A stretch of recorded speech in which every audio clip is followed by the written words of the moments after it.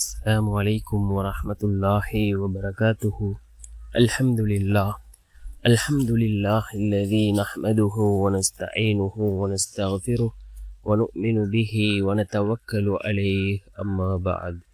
அன்பிற்குரிய அல்லாஹ்வின் நல்லடியார்களே, அன்பு சகோதரர்களே, நாம் தொடர்ச்சியாக பார்த்து வரக்கூடிய துஆக்களினுடைய திக்ருகளினுடைய தொகுப்பில் இன்று நாம் பார்க்க இருக்கின்ற விடயம் என்னவென்றால், அதாவது நாம் இரவு தூங்குவதற்கு முன் இந்த துஆவை ஓதுவோம். இந்த துஆவை ஓதுவதன் மூலமாக அல்லாஹ் ஜல்ல சுப்ஹானஹு வ தஆலா நாம் நினைத்த காரியங்களை அல்லாஹ் மிகவும் எளிதாக நடத்தி வைக்கின்றான்.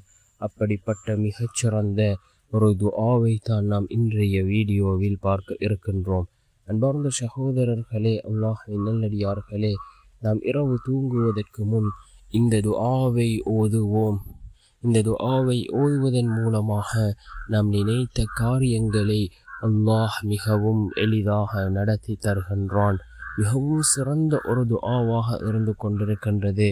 என்ன துஆ என்றால், அல்லாஹும்ம ஃபாத்திரஸ் ஸமாவாதி வல் அர்த் عالم الغيب والشهادة رب كل شيء ومليكه أشهد أن لا إله إلا أنت أعوذ بك من شر نفسي ومن شر الشيطان وشركه. மீண்டும் ஒரு முறை இந்த துஆவை ஓதுகின்றேன்.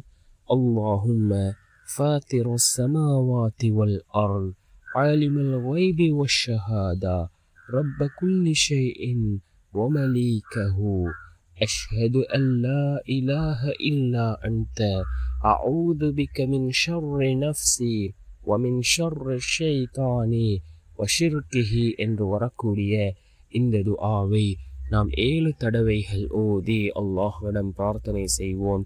இந்த துஆவை ஓதுவதன் மூலமாக அல்லாஹ் நாம் நினைத்த காரியங்களில் மிகவும் எளிதாக அல்லாஹ் அதிலே வெற்றிகளை தருகின்றான். நாம் நினைத்த காரியங்கள் நிறைவேறும். அல்லாஹ்வின் மீது நம்பிக்கை வைத்தவர்களாக யகீனோடு இஹ்லாஸோடு இந்த துஆவை ஓதுவோம். அவ்வாறு ஓதக்கூடிய துஆக்களே அல்லாஹ்விடத்தில் கபூலாகின்றது. நாம் ஓரிரு தடவைகள் துஆக்களை ஓதிவிட்டு நான் துஆக்களை கேட்டேன், என்னுடைய துஆ கபூலாகவில்லை என்று கூறுவதை விட தொடர்ச்சியாக நாம் துஆக்களை கேட்போம். நிச்சயம் அல்லாஹ் நம்முடைய துஆக்களுக்கான பதிலை வழங்குவார்.